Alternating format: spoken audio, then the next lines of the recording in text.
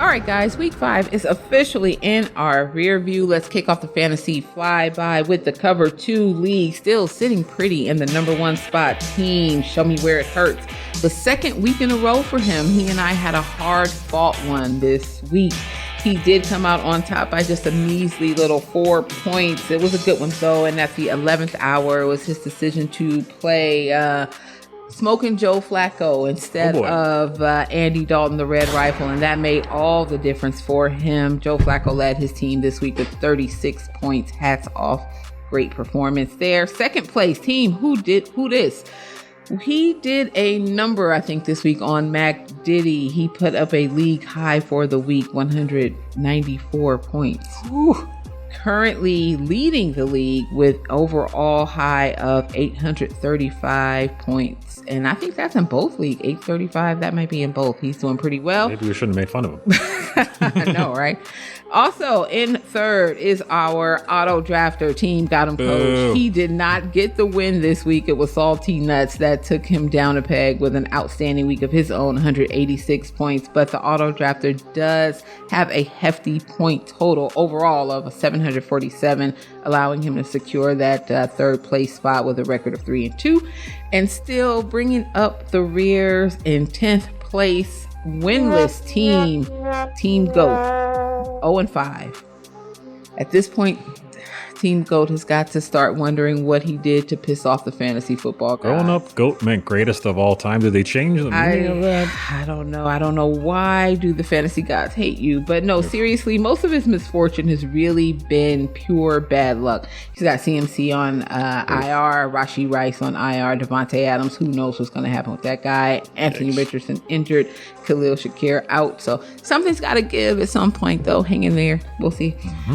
And moving on to our flagship Air It Out Fantasy Football League. Well, look at this. What do you know? Who is that in first place? Yours truly. Why, yes, it's me, the Battle Beast.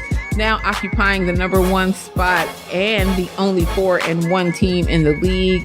LC's Classic 73 team gave it his best this week, but could not contend with the tandem of Kirk Cousins and Drake London this week.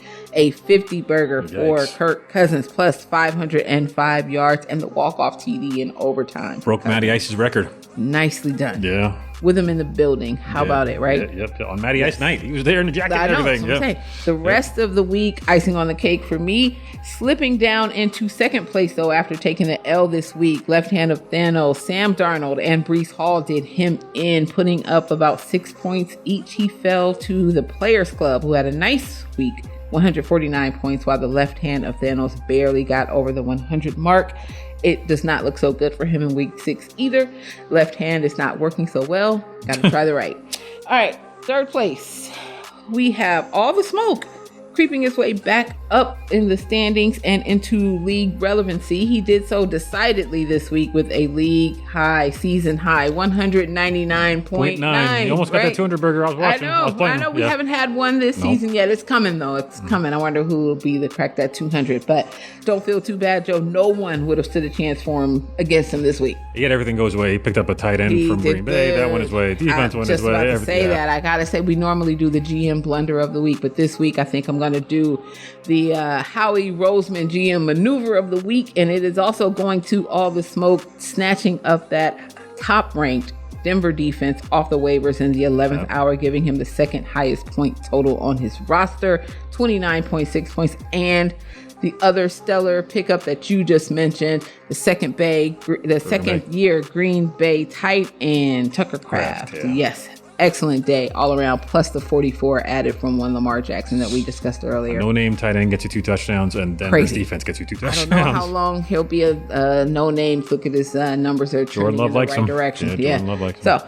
and then bringing up the rear in the Air It Out League this week, the Road Warriors with just one single win, a record of 1-4. We had such high hopes for this team, but turns out that the road to victory is a much tougher road than we thought it would be for him. Do not fret, though. However, there are 4 other teams in the league that are less than 500. So you're telling me there's a chance. And that does it for the league recap this week. Now on to the big leagues. Let's see what is going down in the NFL.